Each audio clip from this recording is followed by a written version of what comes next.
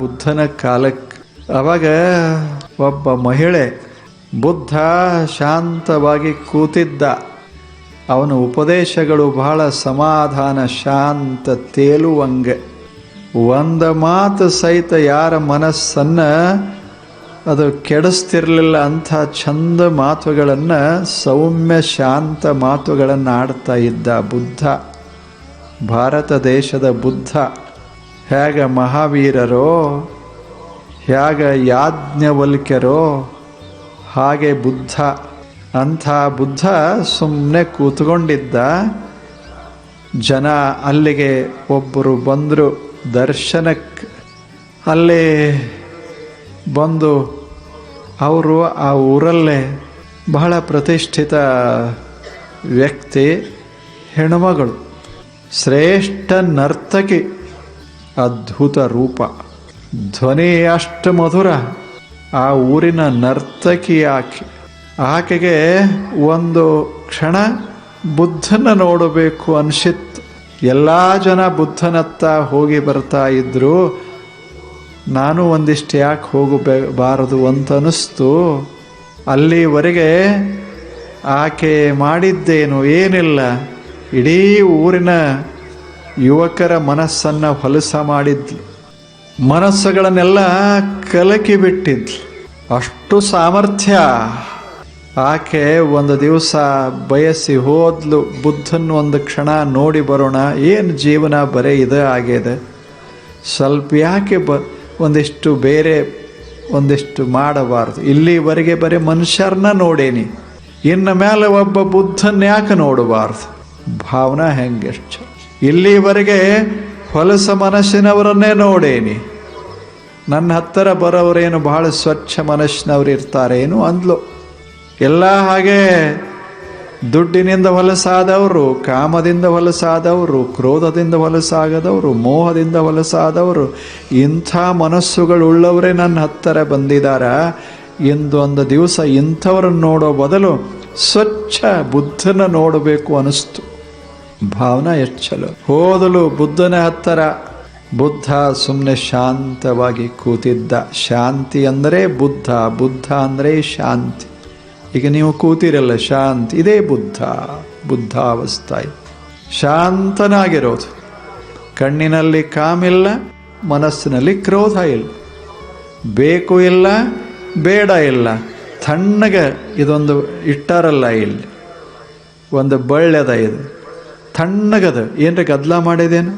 ಹಗಲ ರಾತ್ರಿ ಇಲ್ಲೇ ಅದ, ಹಚ್ಚ ಹಸಿರ ಎಲೆಗಳು ಬೆಳೀತಾದ, ಎಲ್ಲರಿಗೂ ಸಂತೋಷ ಕೊಡ್ತದೆ, ಆದರೆ ತಣ್ಣಗದೆ, ಏನು ಮಾಡಿದ್ರು ಶಾಂತ. ಹಂಗ ಬುದ್ಧ. ಬುದ್ಧ ಅಂದರೆ ಏನಲ್ಲ, ಹಿಂಗಿರೋದೇ ಬುದ್ಧ ಅಷ್ಟೆ. ಈಗ ನೀವೆಲ್ಲ ಈ ಒಂದು ಕ್ಷಣ ಈಗ ನೀವೆಲ್ಲ ಬುದ್ಧರೇ. ಹಾಗ ಬುದ್ಧ ಕುಳಿತುಕೊಂಡಿದ್ದ. ಈಕೆ ಹೋದ್ಲು, ನರ್ತಕಿ. ಹೋಗಿ ಬುದ್ಧಂ ಶರಣಂ ಗಚ್ಛಾಮಿ ಅಂದ್ಲು. ಬುದ್ಧನಿಗೆ ನಮಸ್ಕಾರ ಅಂದ್ಲು. ಬುದ್ಧ ಸುಮ್ಮನೆ ಮುಗುಳ್ನಾಗೆ ನಕ್ಕ. ಏನು ಸೌಂದರ್ಯ! ಆದರೆ ಸೌಂದರ್ಯ ಬುದ್ಧನ ಕಣ್ಣನ್ನು ಹೊಲಸ ಮಾಡಲಿಲ್ಲ. ಆಕೆ ಮಧುರ ಮಾತುಗಳು ಮನಸ್ಸನ್ನು ಹೊಲಸ ಮಾಡಲಿಲ್ಲ. ಶಾಂತನಾಗಿದ್ದ ಅವನೇ ಬುದ್ಧ. ಆಗ ಆಕೆ ಕೇಳಿದ್ಲು, ಬುದ್ಧ ಭಗವಂತರೇ, ನಾನು ನಿಮ್ಮ ದರ್ಶನಕ್ಕೆ ಬಂದೆ. ತಾವು ದಯಮಾಡಿ ನನ್ನನ್ನು ಕಾಪಾಡಬೇಕು. ನನ್ನ ಕಣ್ಣುಗಳು ಹೊಲಸಾಗ್ಯಾವ, ನನ್ನ ಮೈ ಹೊಲಸಾಗ್ಯದ, ನನ್ನ ಮನಸ್ಸು ಹೊಲಸಾಗ್ಯದ. ಕಳೆದ 10-15 ವರ್ಷಗಳಿಂದ ನನ್ನ ಮನಸ್ಸೆಲ್ಲ ಹೊಲಸಾಗ್ಯದ, ಮೈಯೆಲ್ಲ ಹೊಲಸಾಗ್ಯದ. ಭಗವಂತನೇ, ನಾನೇನಾದರೂ ನಿರ್ಮಲ ಆಗೋದು ಸಾಧ್ಯವೇ ಅಂದ್ಲು. ನನಗೀಗ ಸುಮಾರು 30 ವರ್ಷ.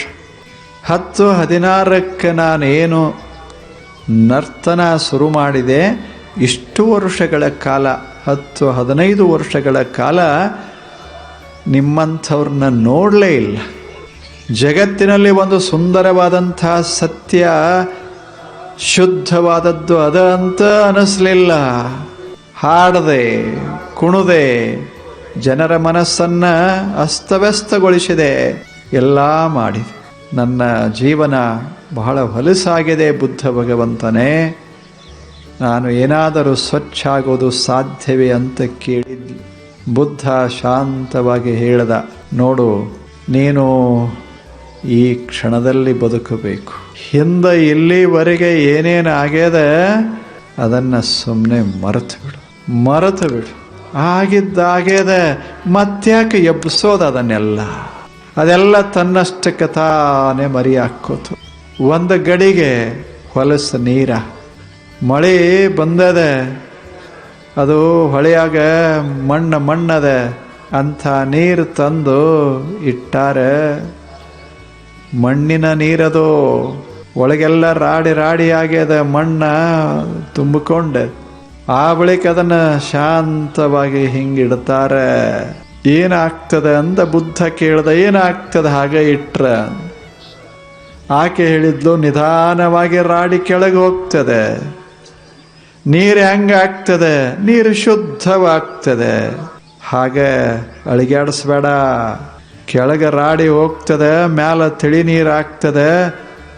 ಮತ್ತು ತಿಳಿ ಆಗ್ಯದಿಲ್ಲ ಅಂತ ಮತ್ತೆ ಅಳಿಗಾಡಿಸಿ ಮತ್ತದು ಹೊಲಸಾಗ್ತದೆ ಅಷ್ಟೆ. ಕೆಳಗಿಂದು ಅದನ್ನು ಅಳಿಗಾಡಿಸಬಾರದು, ಹಿಂದೆ ಏನಾಗ್ಯದ ನೆನೆಸಬಾರದು ಅಂತ. ಆಗಿದ್ದಾಗಿ ಹೋಗಿದೆ. Past is to be forgotten because it is not there to come again. ಅದೇನು ಹಿಂದಿಂದ ಬರ್ತದೇನು? ಆಗ್ಯದು ಹೋಗಿಬಿಟ್ಟದ, ಇನ್ನೇನು ಎಂದು ಬರೋದಿಲ್ಲದು, ಹೋಗ್ಯದ. ಈಗ ನೀನು ಅದಿಯಲ್ಲ, ತಿಳಿ. ಈ ಕ್ಷಣ ನೀನು ಎಷ್ಟು ತಿಳಿಯಾಗಿದೆಯಲ್ಲ, ಹಿಂದಿಂದ ನೆನಪ ಮಾಡ್ಕೋಬೇಡ.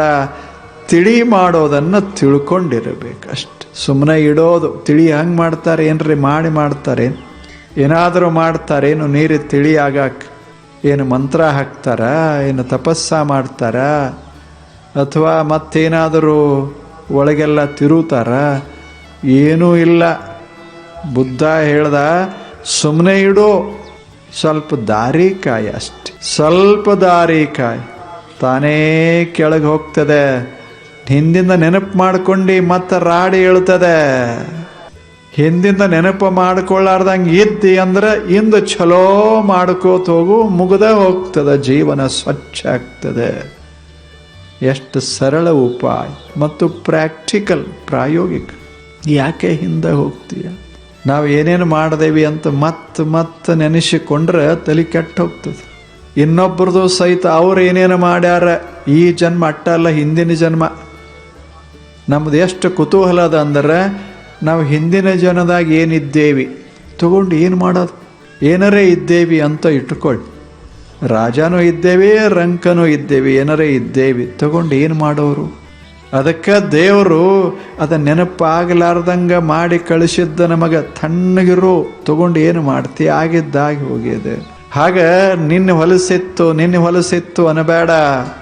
ನಿನ್ನಿವರೆಲ್ಲ ಕೆಟ್ಟವರು ಅಂತ ಹೇಳ್ತಿದ್ದೀಯಲ್ಲ, ಇಂದನಬೇಡ. ನಿನ್ನೆ ಇಂದ ಬದುಕಾಕ ಕಲಿಬೇಕು. ಅದೇ ಧ್ಯಾನ ಯೋಗ, ಬುದ್ಧನ ಧ್ಯಾನ ಯೋಗ. ಅದಕ್ಕೆ ವಿಪಸ್ಸನ ಅಂತ ಕರೀತಾರೆ. we have to live in this moment and see whatever is good here and here, whatever is pleasant. ಎಷ್ಟು ಚಂದ ಮಾತು. ಏನೇನು ಚಲೋ ಅದ ನೋಡು, ಏನೇನು ಚಲೋ ಅದ ಕೇಳು, ಏನು ಒಳ್ಳೇದದ ಅದನ್ನು ಮಾಡು. ಹಿಂದಂದು ಯಾಕೆ ತಂದು ಹಾಕ್ಕೋತೀಯ?